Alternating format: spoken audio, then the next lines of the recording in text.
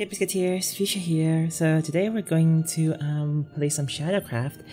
So I haven't played I haven't played any Shadowcraft this expansion, even though there's quite a few Shadowcraft builds. I'm just not interested in like kind of the aggro Shadow build and also the mid-range-ish or control-ish Builder Ride and Rally Shadow variants. But I was interested in Vasaraga.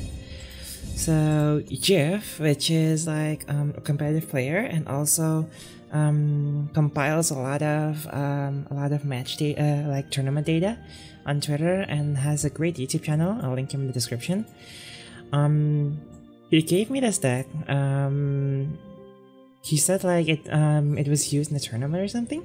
I can't quite remember, but either way, I've tried it and it's very good.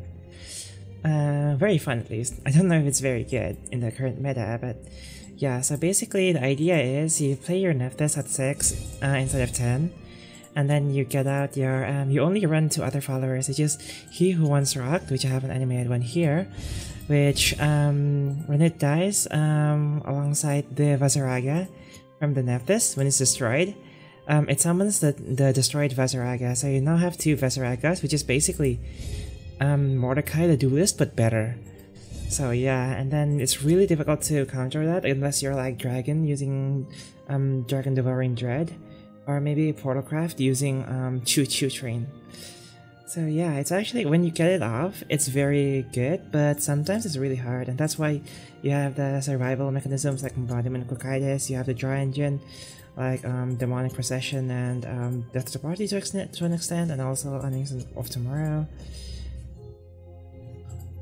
And a lot of these draws though are like enemy, followers, so yeah, you have to be careful with that too a bit. But either way, a single Path of Perdition for a potential Vasaraga Storm too. Overall, I think this is a pretty fun deck. So yeah, without further delay, let's get into the games. Alright, so the first match we're going to show is against Forestcraft.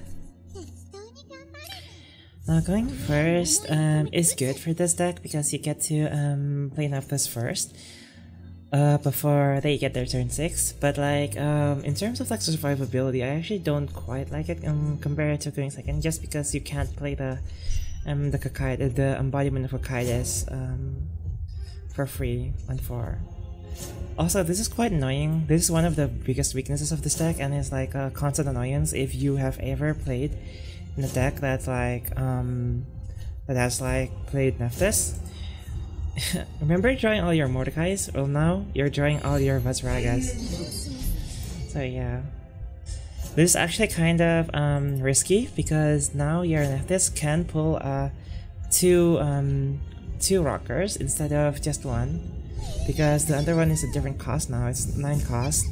But I felt like I had to do this just to keep up tempo, and also if we do manage to get the I have to wait for the Eva animation here. To get the Sign of Desire on board and then it dies. Even if Nephthys summons, oh, speaking of Nephthys, there she is. Even if Nephthys summons both things, both rockers, it'll still reanimate this, so we have 2 Signs of Desires, which is still pretty okay. Anyways, we got lucky here. The Scion lives. And we get to play our Nephthys, which we just top deck earlier.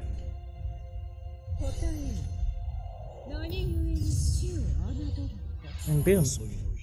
Got lucky. That could have been 2 rockers.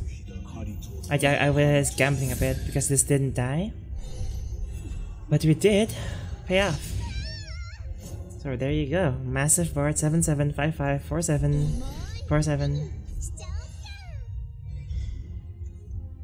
They're trying to clear it as best as they can. But you know,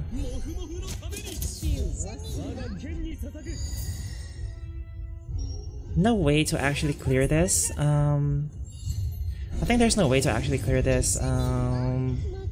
Yeah, without dying because they have 10 HP. They need a heal and they didn't get it, so we won.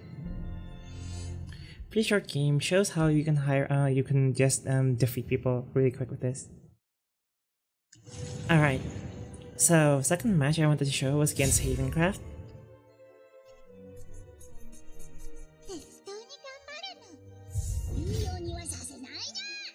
So Havencraft, I've been having a lot of fun with Amulet Summit Haven, but I feel like right now the control-y variants, either like Pure Control Haven or Sanctuary Haven, have been doing better, especially in tournaments. I'm not sure on ranked, but like on tournaments, they've been doing really good, I think. So I definitely recommend this.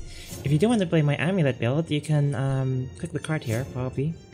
Mr. Editor, please add that. Anyways, here I just draw here, because I don't want to do that accelerate thingy, especially when I have Nephthys against what I presume to be a control-y version of Havencraft. We do have 3 Nephthyses here. They play a Sanctuary here, but, you know, we're controlling, so we just destroy the Sanctuary with the Resolve. Not too much problem.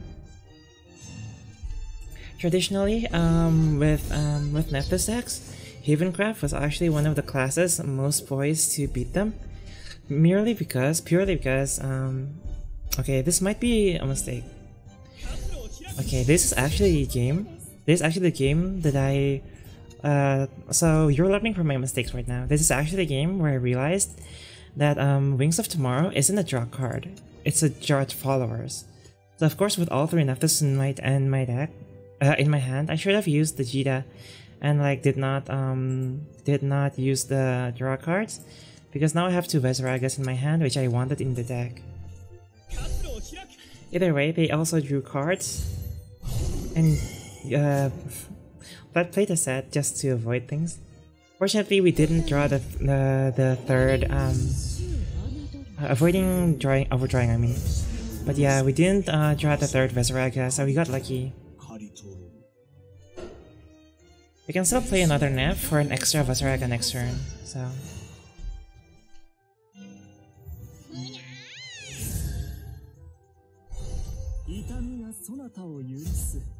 Either way, pretty smart of them to like use this. So previously, in the old Nephthys deck, in the 8 play point Nephthys deck, Havencraft was always the premier deck to defeat it, purely because they have so much banish, so they can target your Mordecai and banish it.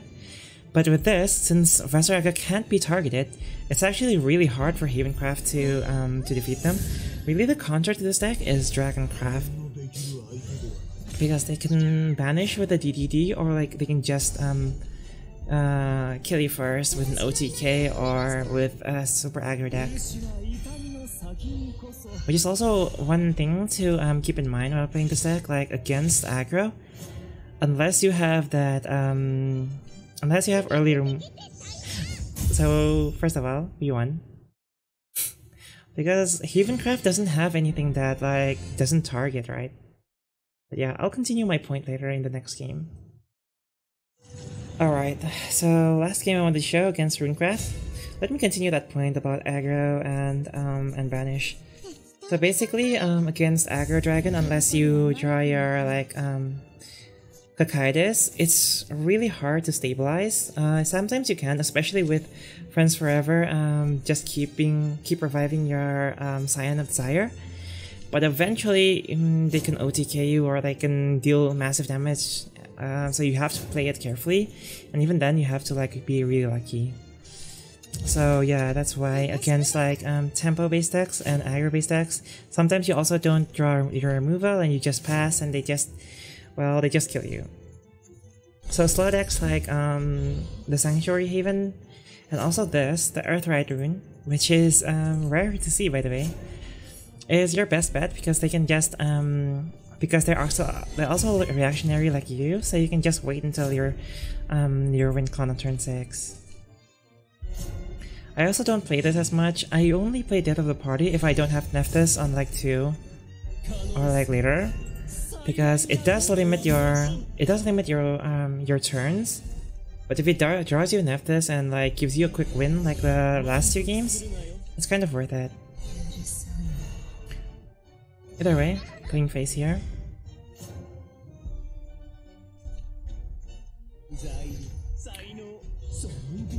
So basically, we don't play anything unless we need to, until we play the Nephthys, because that's our win con basically, to have the 2 Vasaragas. Here we play the Nephthys. Sometimes you don't draw the Nephthys by 6, by the way, and it's really tough if you don't. But you can still win, especially with like Vasaraga, just hard play on turn 7, and also like playing the amulet that gives it storm. Either way, now they play the Adamantine Golem on 6, obviously, setting it up with the 3 Earth Rites. And to be honest, it was kind of scary. This is kind of scary because a lot of that went face, so you might lose if you're not careful.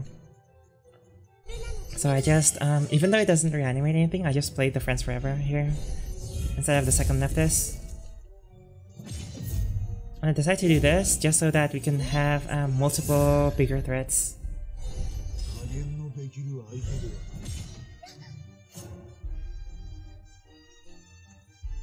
Okay, they draw another one. They play a Zeldinia to heal. But really, here's the thing, right? Zeldinia doesn't do anything except like reduce this attack to 4 by 2. So we can just destroy the Zeldinia with the 5 damage and play another Nephthys. And witness this. Look at this. It's so beautiful. It's so beautiful, look at this. Of course, they try their best to attack our face and also defend themselves. But to be honest, I think it's done. I think it's finished.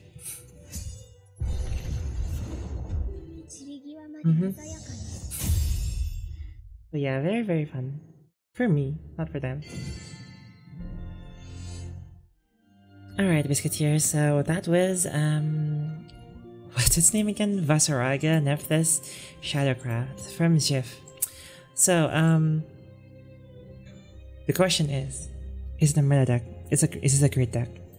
The answer is no. This deck folds to early pressure unless you're really lucky and you draw Embodiment of Kaitis and you play it really smartly and keep healing with like your Friends Forever and stuff, and then even then you have to find time to play Nephthys and like set up your Vasaragas. So yeah, with all the heavy damage deck and OTK decks running around in rotation right now, I don't think this is like this is the best deck, especially because you're so reliant on drawing Nephthys. If you don't draw Nephthys by 6, it's really bad for you. Even though you can kind of like get by playing Vasaraga on 7, sometimes it's just not enough. And yeah, obviously you still have Necro Impulse to buff up the Vasaraga, so I didn't show that, but I did almost win, and now I did win a few games with that combo. But yeah, overall, this is a great deck for this meta. There's a reason why you don't see this in Shadowverse wins, basically. But also, like, is it a fun deck? Yes, obviously. I love Nephthys. I love Nephthys' design. Yeah, her design. No, I love her card design. And like, I'm so glad that they printed Vasaraga, because like, I love playing the Nephthys like limited followers, where you just build your deck with only a few followers, specifically to trigger Nephthys. It's really fun, and I really enjoy this playstyle of just playing your Wincon on 6 while making your decks of like specially designed to bring the most of that Wincon. So yeah, if you want to play this, go play it. I recommend it. It's very fun. If you want to climb, I don't recommend it. So yeah, take a look at Jeff's Twitter and his YouTube. I think he has his YouTube linked to his Twitter, so I'm just going to link his Twitter in the description. And also I'm going to link this deck in the description. And also, oh yeah, catch me on Twitch. And thank you for watching, guys. If you liked this video, give it a thumbs up. If you loved it, give me a sub, and like always, have a great day.